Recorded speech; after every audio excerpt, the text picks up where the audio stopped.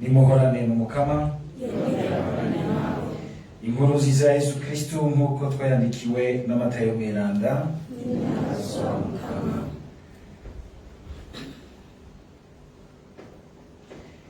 Yesu yumvise ko bishe Yohani Batista, aja mu bwato yigira ahantu hiherereye mu gahinga ka Nyaganande. Abantu baba mu bisagara vyegereye ako gahinga ngo bavyumve bamusangayo. Avuye mu bwato abona ishengero rinini cane, bimutera ikigongwe, acakiza abarwaye bose.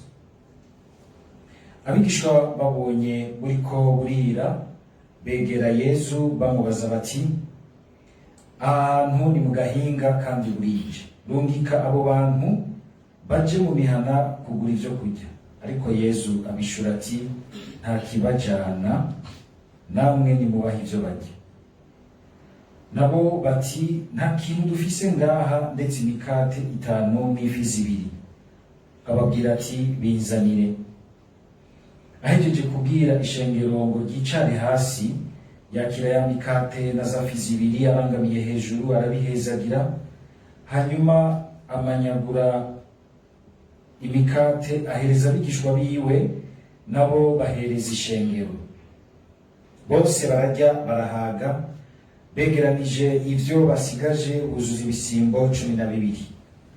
Igitigiri rero c'abantu bari bariye cari 5,000 vy'abagabo, havuyemo abagore n'abana. Dushimagize iyi nkuru nziza ya Kristo.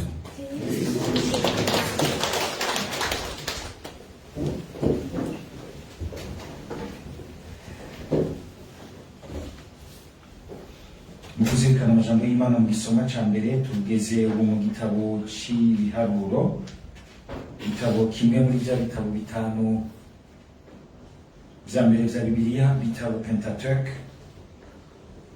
Muri iki gitabo tukabona yuko bagaruka cane ku rugendo abanyisirayeli bagize mu bugaragwa, ngene bagiye barahura n'ibi na biriya, ariko na cane cane kikagaruka ku bintu vy'ibiharuro, ibintu vyo gusansuma.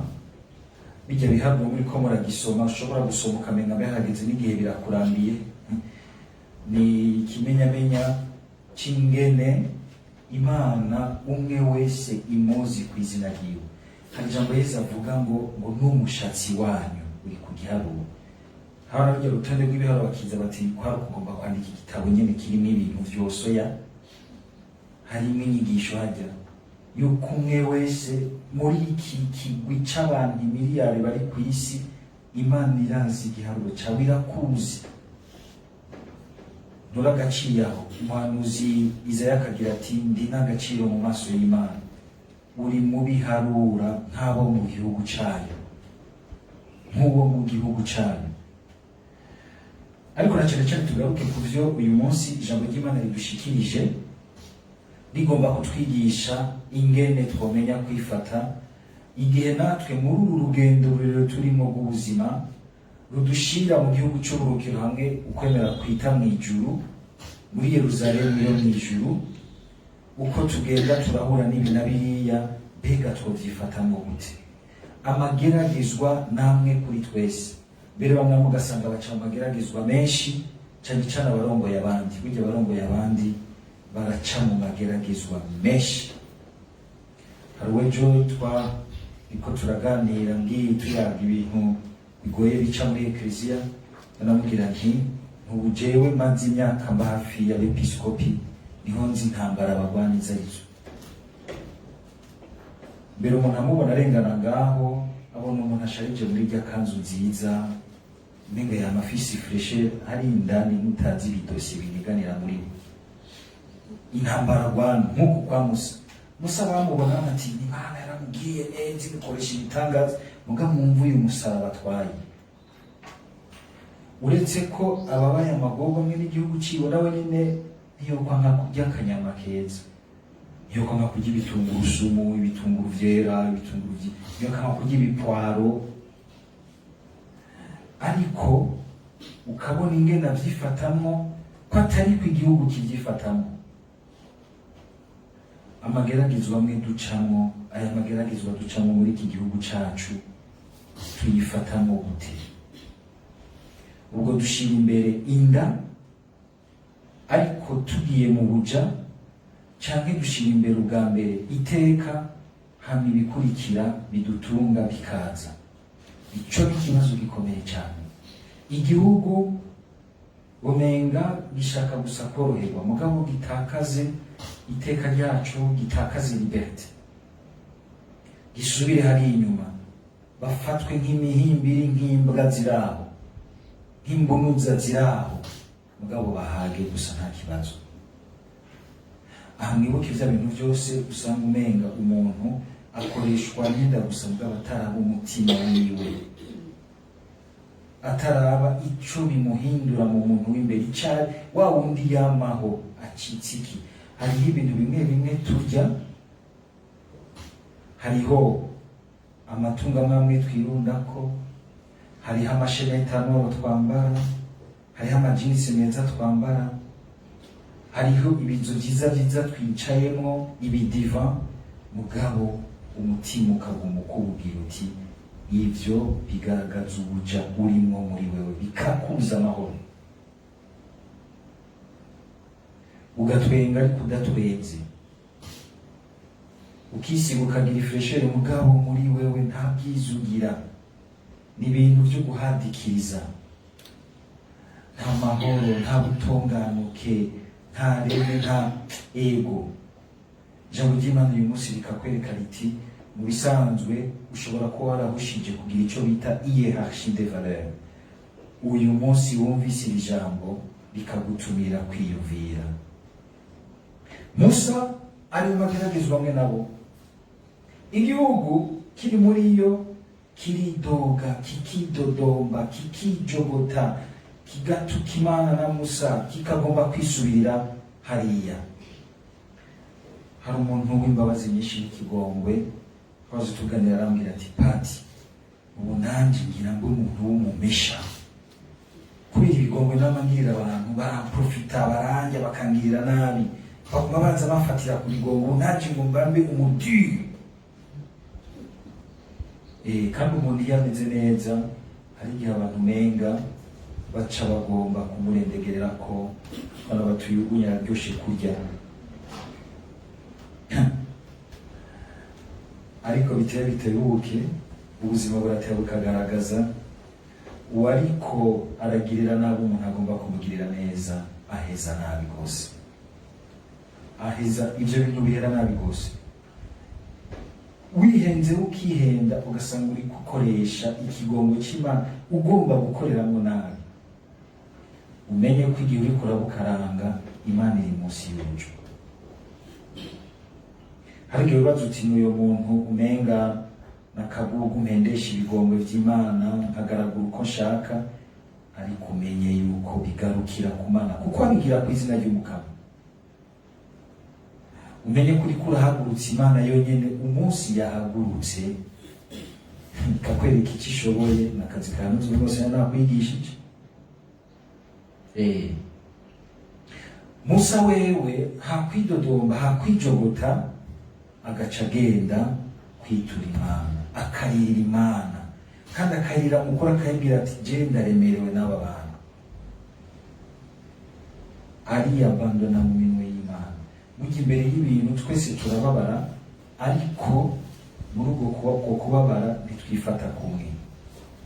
Nta no kugomba kwigirisha ngo uri stoique, ntaco wumva kandi ucumva. Ushobora kubwira abantu uti sohoka, jewe ndire noye kurira amaso yawe, mugabo nimusohoke mumbise gatoya, kuko hariho umuntu umenga agomba kwihagararako agasanga ariko ariyica, ariko arihotora, akitura Imana. Hariho ibisabisho vyo kurira Imana, nta musozi agakoroka, ugatakambira Imana, Imana ikaguhoza, ikakubwira iti haguruka tubandanye. Uko kavaho wumva ko wuzuye ireme ry'ihe, si ryo kwihagararako, ireme ryo kugira uti sisubira inyuma, sisubira mu vyaha nahozemo, umenga bimpaye koroherwa mu by'ubuzima bwa misi yose. Niho hari inyosha mbi zikomeye, ugasanga gutegerezwa kuvaho hantu Imana iguhamagara, hariho ibintu by'inyungu materiel finance utegerezwa gutakaza, ukemera bikagenda.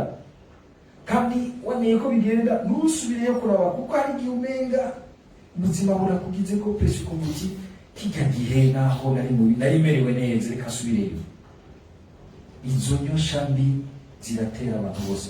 Musa agira ati nopfuma ngwa ngaha hakonsubira hariya. Bwana nikamubwira iti tubandanye urugendo. Dusaba Mukama kugira ngo natwe adukomeze mu bidushikira, ntitwigere twiyumvira gusubira inyuma, ahubwo tukamwitura akaza aradukomeza ku munsi ku munsi, umwe ukavamo ubundi ugahereza uwundi, mugabo twumva tuti twajanye n'Umukama. N'igihe bishitse ugasanga wasubiye inyuma, watsitaye, ukagaruka ugasaba imbabazi Umukama, ukamutakambira akagufasha gusubira kuvyuka, ukabandanya urugendo. Dusoze reka tubonye dufatiye kuri iyi nkuru nziza, ariko ikintu numvise twozirikana. Aha twumvise ngo Yesu yumvise Yohani Batista bamwishe, bagaca abanza kugenda ahantu hiherereye mu gahinga Kanyaganande. Aha nta kindi cyari kimujyanyeyo, akagenda kubonana na se wiwe. Urupfu rwa Yohani Batista rumubwira ibintu byinshi. Bwa mbere turibuke yuko Yohani Batista yarapfaga ikintu na Yesu, yari mubyara wa Yesu. Bwa kabiri niwe yamuciriye inzira, aramushikiriza n'abigishwa biwe ba mbere ba Andrea, Simoni na Yohani. Ariko kandi turibuke ko ari we yigeze kuvuga ati mu bana b'abantu nta muntu angana nawe, baramwishe. Aciye abanza kugenda mu misozi. Hari abagira bati Yesu ingo uri Imana, umwe kwaraza ngo muzuri. Yesu aramwenza njye kwanza kumubaza ko waratuye abandi kuri kutaja kuzura umukozi wawe. Cyo mumubaza. Wewe urashobora Amerikani agende gutyo. Ariko naje yagize kubera iki? N'urupfu rwacu rwanditswe mu mugambi w'Imana. Hari abantu ubona yuko umenga niyo baje kugusaba amasakramentu byo guha abantu bagore bariko baracika, umega kubwira ati pati muzure, muravuga yuko muri kumwe n'Imana, muzure dukomera amashimana. Tumira hazima umwe wese afise inzira yiwe. Mbere bakiza no kumubwira yuko yafashwe akigumira hano. Lazaro yeza aje kubaje kumubikira bati aragwaye gose, mbere yanapfuye, ntiyihute kugenda akigumira hano. Kuko Yesu ntakorera ibintu gusa kuko ngene bije mu bantu, akora ibintu kubw'umugambi wa se.